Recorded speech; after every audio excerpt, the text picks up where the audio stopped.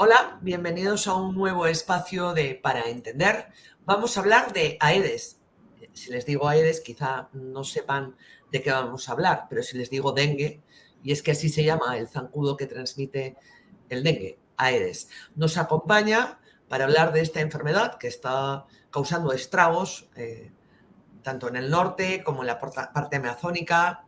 En Lima también se registran numerosos casos, más de 1000, algo que no había sucedido en muchísimos años, para hablar sobre la situación del dengue y qué es el dengue y cómo prevenirlo. Nos acompaña Percy Minaya, él es alto comisionado para la emergencia del dengue y también epidemiólogo. Muchísimas gracias, como siempre, doctor Minaya, por acompañarnos. A ver, empecemos Gracias, Luca. por el principio. ¿Cuántos tipos de dengue o serotipos hay? Hasta hace un poco tiempo atrás nosotros identificábamos 4 serotipos. En realidad se ha sumado un quinto serotipo que ha sido descubierto en el 2013. Los 4 primeros son de circulación urbana, es decir, en ciudades. Y el último cumple también un ciclo selvático que lo diferencia de los 4 anteriores. Son igualmente riesgosos. Cada uno tiene una capacidad de crear inmunidad específica, es decir, yo puedo generar anticuerpos contra cada uno de esos serotipos y a su vez existe una capacidad para hacer reinfección por el mismo serotipo e inmunidad cruzada en un corto plazo para los otros 3 serotipos cuando estamos hablando del conjunto, ¿no? Cuando uno hace un cuadro añadido por un segundo serotipo, la probabilidad que desarrolle enfermedad severa es más alta. A ver, para entendernos, el serotipo mayoritario antiguo, o sea, antes de este brote, digamos, era el serotipo 1, ¿no? El más común en el En Perú. el Perú. Ahora ha llegado el serotipo 2, que usted me comentaba que es como el más riesgoso o el más letal, ¿cierto? Pero Es el hay que también de más los fuerte otros, hay capacidad en total inmunológica. 5. Ajá. Y también hay algo que hay que tener en cuenta, que es una persona que ha tenido dengue hace un mes o hace 10 años no genera anticuerpos o no está blindado frente a la enfermedad, sino que una segunda reinfección puede ser o suele ser peor, suele ser más letal. ¿Por qué sucede esto? Porque el cuerpo reconoce el agente extraño, que en este caso es el virus, sobre el cual ya ha desarrollado inmunidad. Y si este virus es extraño, es, digamos, un segundo serotipo, no tiene el cuerpo una inmunidad específica contra él, reacciona igualmente, lo hace de una forma muy intensa y una proporción de las personas termina haciendo enfermedad severa.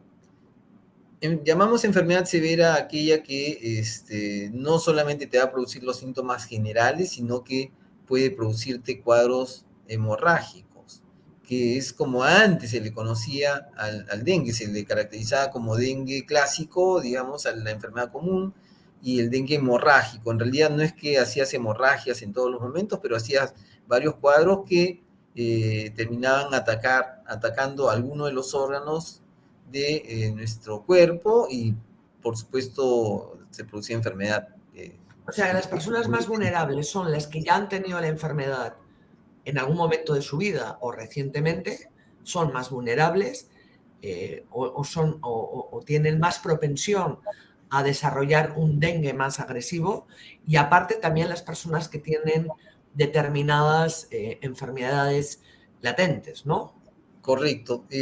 Nosotros solíamos decir también que el dengue, si tenías un segundo ataque, podías desarrollar una enfermedad severa, pero no especificábamos que aquellas personas que tienen una condición subyacente, una condición crónica subyacente, tienen todavía una probabilidad mayor de desarrollar enfermedad severa y poder tener un cuadro que los lleve a la muerte. De hecho, en muchos de los casos que hemos estudiado en los fallecimientos últimos en el Perú, encontramos una proporción importante de gente que tenía condiciones crónicas. y había sufrido por lo menos un cuadro de dengue previo, ¿no? ¿Por qué hay este brote ahora? ¿Por qué hay este brote? En Lima estamos hablando de más de 1.000 casos, 100.000, casi 100.000 reconocidos por el Ministerio de Salud a nivel nacional en la zona amazónica, en el norte, Lima 1.000 casos, que eso no se veía hace décadas, ¿no? ¿Por qué estas cifras y por qué este brote? 100.000 casos y 121 fallecidos hasta el momento.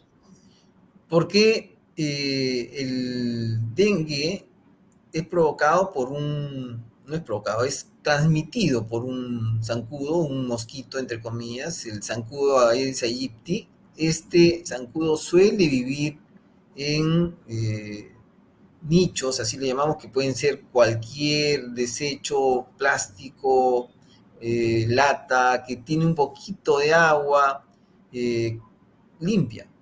Lo que hemos tenido nosotros en este tiempo en que aparece la onda epidémica del dengue es una ciudad que fue afectada, o el conjunto de ciudades que fueron afectadas por el ciclón Yaku, y hubieron lluvias intensas en ese momento.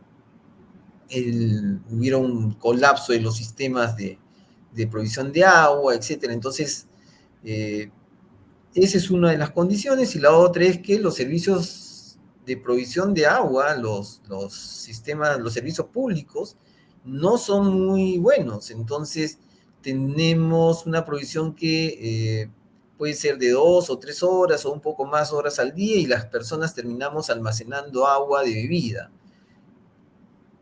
Cuando nosotros dejamos agua expuesta, este es el lugar donde el zancudo, el Aedes aegypti, ovipone, es decir, pone sus huevecillos alrededor de un recipiente que contiene agua, de manera que él va a poder dar su siguiente paso. El huevecillo pasa a ser una especie de gusanillo, una ninfa que habita en el agua, y es a partir de ahí donde después va a desplegarse para convertirse en zancudo de adulto, ¿no?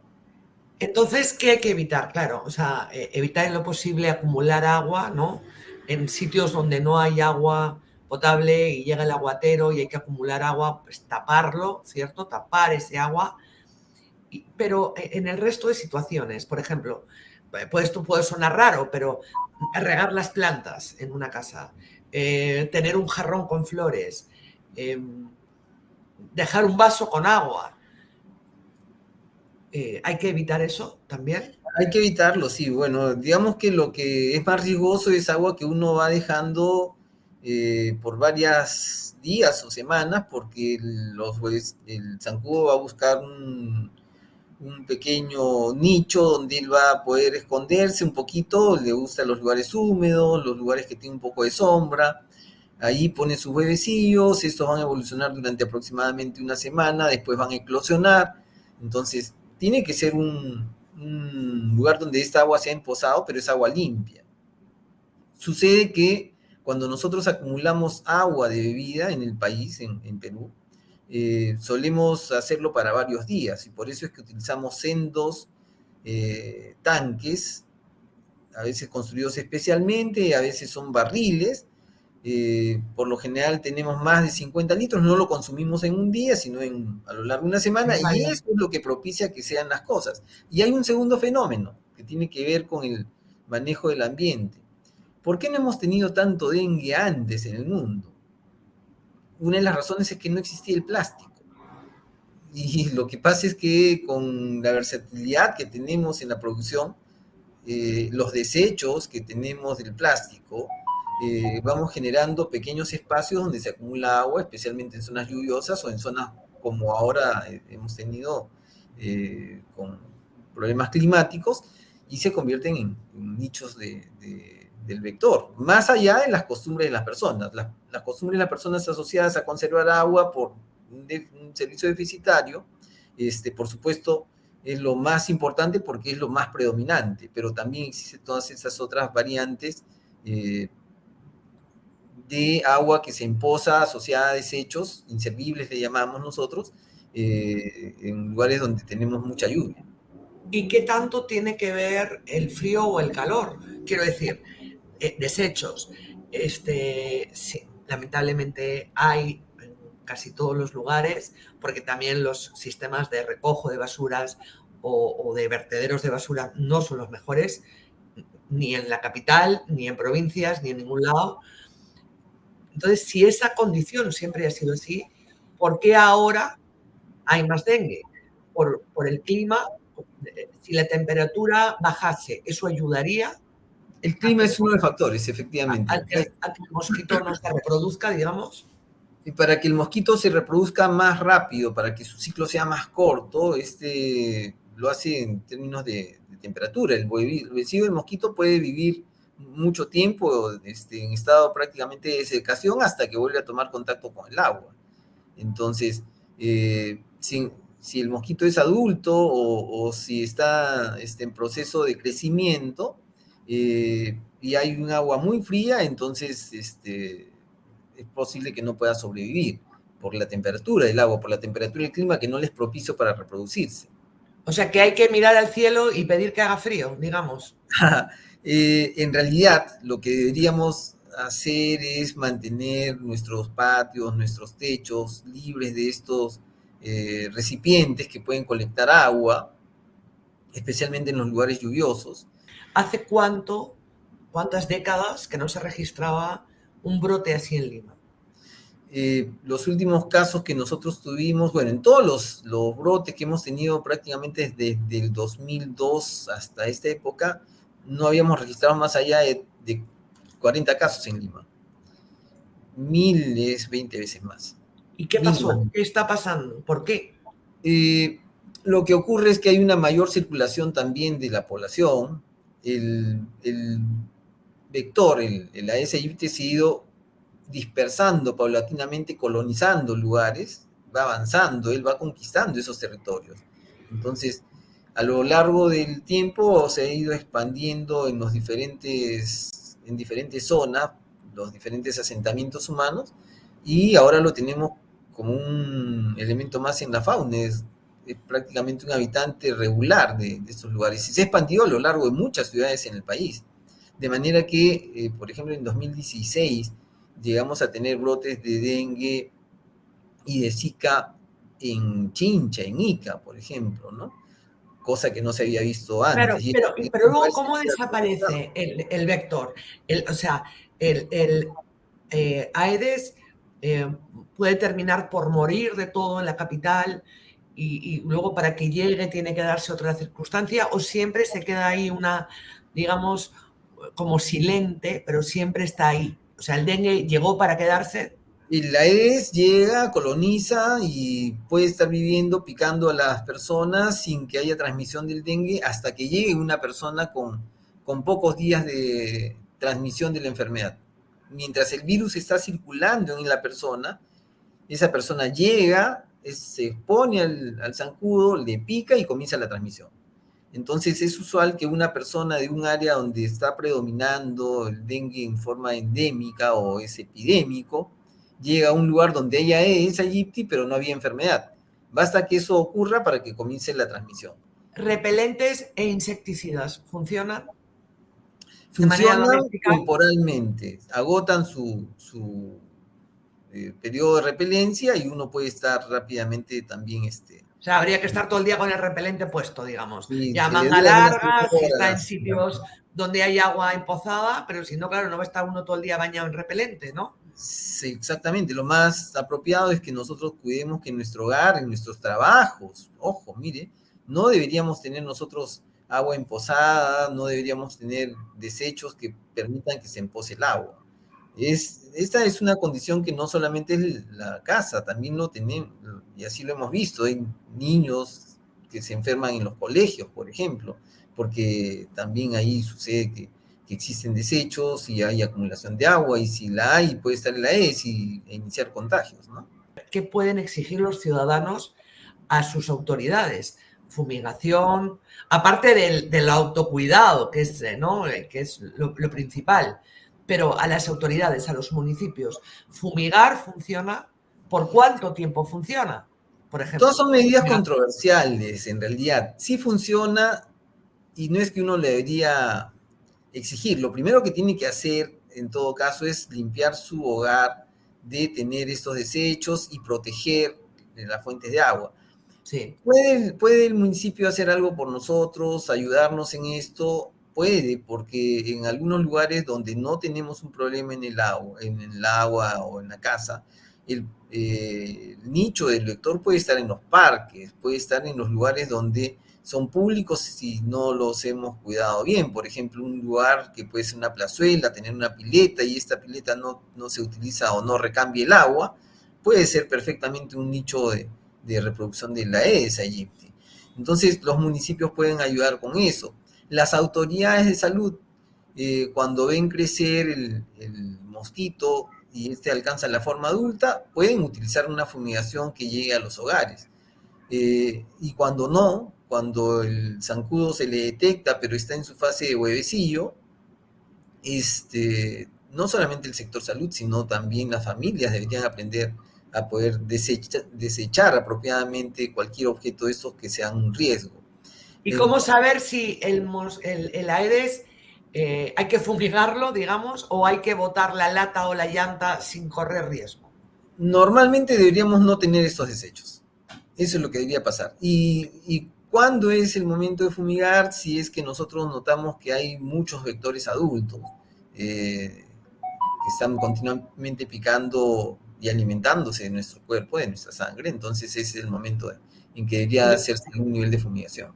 ¿Y la fumigación por cuánto tiempo funciona? Porque claro, uno puede fumigar hoy, pero si está el Aedes a una cuadra, a media cuadra o riegan mañana, ¿qué tanto me protege la fumigación de la casa? Normalmente lo que hace el sistema de salud es que cuando la proporción de viviendas de las diferentes zonas está por encima del 5% de infestación del zancudo, procede a a fumigar. Esa fumigación puede tener una residualidad, es decir, se mantiene en las paredes durante aproximadamente unos 3 meses.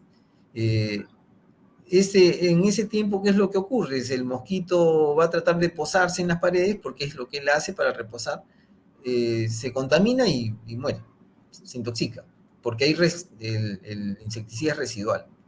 Un dengue, digamos, amable, valga el término, ¿no? Sin muchos síntomas, ¿en cuánto se cura? ¿En cuánto tiempo se cura? Un dengue debe pasar en 4 a 5 días como máximo. Va a ser usted un cuadro febril, muy molesto, dolor articular, dolor muscular, dolor de huesos en general, dolor detrás de los ojos, se va a poner como intoxicada con un rash. Al cuarto día debe pasar, desaparecer y estar todo bien. ¿Y cuáles son los síntomas de alarma? Ocurre que hacia el cuarto día, cuando las personas ya piensan que están bien, en algunos casos aparecen, y acá vienen los síntomas de alarma, dolor abdominal intenso, vómitos que no paran, una tendencia a la confusión, a la somnolencia. Esas en realidad son manifestaciones de dos condiciones, de compromiso neurológico y de la presencia de hemorragias, de extravasaciones, para decirlo. Se va saliendo el suero de nuestro cuerpo y el lugar donde más fácilmente ocurre eso es en el abdomen. Por eso es que ocurre este dolor. Ahí es donde se está produciendo sangrado y hemorragia que nosotros no vemos. Y se están afectando órganos que tampoco los podemos reconocer fácilmente. Entonces, cuando ocurren esos síntomas en una persona que ha tenido dengue, especialmente si tiene una condición crónica, especialmente si ha tenido un cuadro de dengue previo, hay que sospechar una condición de severidad y tiene que ser inmediatamente atendido en un servicio que tenga la capacidad, la complejidad para poder responder apropiadamente. En otro momento seguiremos conversando porque además se viene otro efecto del niño global o más largo o más intenso, con lo cual también la alerta sobre el dengue pues debería ser, y las políticas públicas y también la información de los ciudadanos tendría que ser prioridad, ¿no? Por lo que se pueda venir más adelante también en términos climáticos. Muchísimas Correcto. gracias como A usted. siempre y hasta la próxima, doctor Minaya. Muchas gracias. Muchas gracias, Oscar.